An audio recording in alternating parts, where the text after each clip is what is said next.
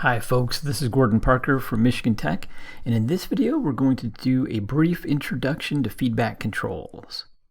We'll do this by looking at some definitions, a block diagram, and then a quick example. So let's say that you have some dynamic system and you can apply an input to it and maybe measure an output. An example would be something like a riderless or autonomous motorcycle, where the input is the throttle and the measurement is the motorcycle's speed. Let's not worry too much about staying upright just yet. That's for another time. Let's also say that you have some kind of requirement, maybe something like going from point A to point B, where you start from rest and you have to get going to 50 miles per hour along that route. Now imagine that between points A and B there's some kind of a hill. And somehow you need to adjust the throttle along the route even though you hit the hill. Okay, so now let's take a look at feedback. It seems reasonable to set the throttle according to the speed measurement. So if the speed is less than 50, you increase it, and if the speed's greater than 50, you decrease it. You might have to use the brakes a little bit too, but again, let's just sort of ignore that for now. This is called feedback, and a control system really, and here's what it can do for you. When your autonomous motorcycle gets to the hill, the throttle is going to automatically increase to keep your speed at 50. The hill is what we'd call a disturbance, so feedback can provide some level of what we'd call disturbance immunity. Actually, this is probably the main use and motivation for feedback control. Let's say you have a second requirement that has to do with how the motorcycle gets from rest up to 50 miles an hour. We call that part of the response the transient. And feedback can certainly let you shape that transient response.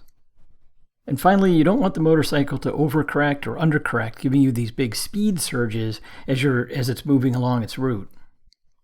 This is usually a precursor to what we call instability, where the response could grow without bound.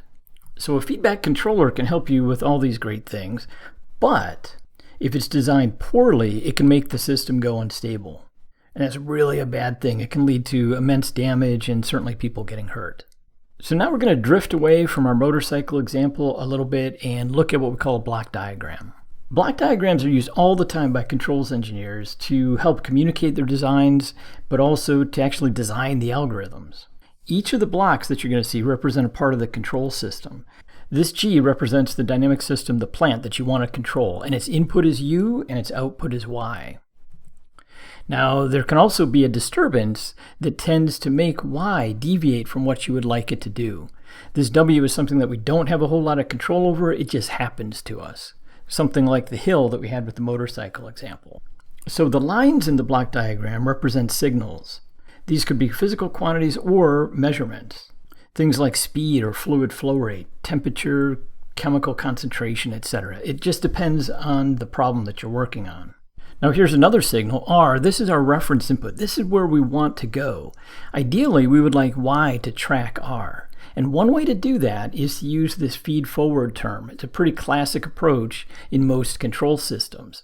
And notice what's in that feed-forward term is just an inverse of the plant G.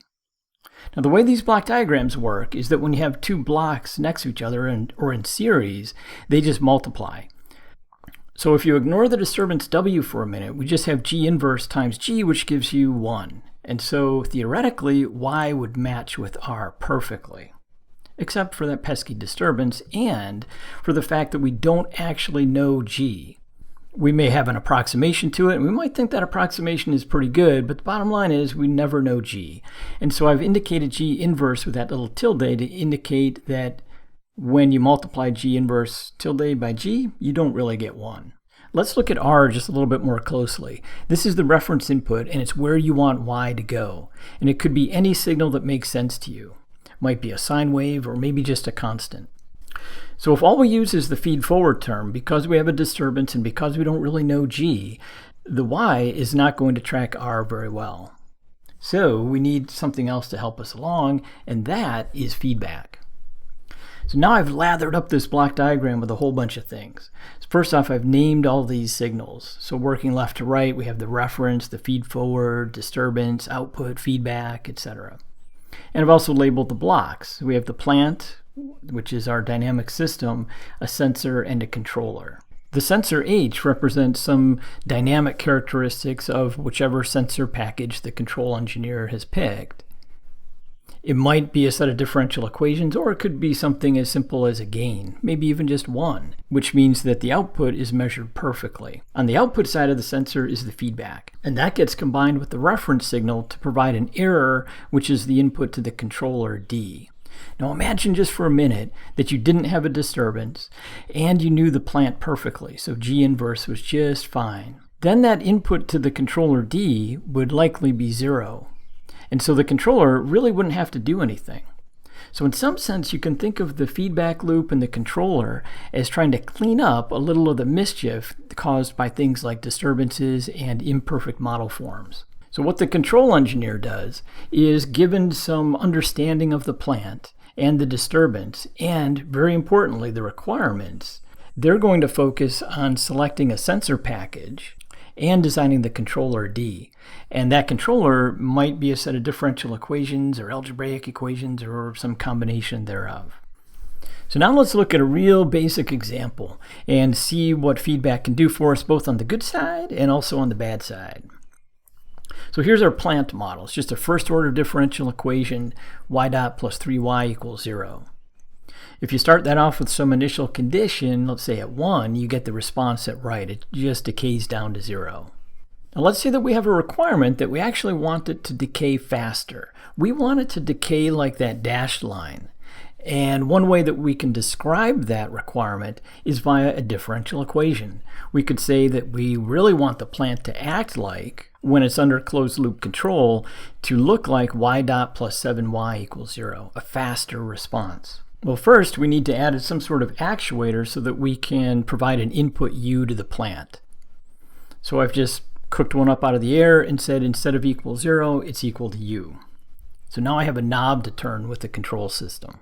Next, I'm going to postulate a control law, or a controller. U is equal to negative ky. When you plug that u equals negative ky into the equation in step 1 and multiply everything out, you get the differential equation y dot plus the quantity 3 plus k times y. And now our job is to find a value of k that gets us the equation in 2, which is really pretty simple. We can just set k equal to 4. And that's the control design process. But let's say that when you're implementing the controller on some microprocessor, you make a little mistake. Just a sign error, not a huge thing. Instead of putting in a k equal 4, you put in k equals negative 4. Well, if you go through that math with the equation in step 4, you'll find that the closed loop differential equation that represents the system is y dot minus y equals 0. And that's unstable, and you get the sort of response that you see in the lower right corner. That would be a bad day. To summarize, we looked at what good things feedback can do for you and some bad things, and introduced this notion of a block diagram and signals and some common terminology like U for input, Y for output, and R for the reference input. And that's it. So I hope this helps. Thanks for watching. Bye-bye.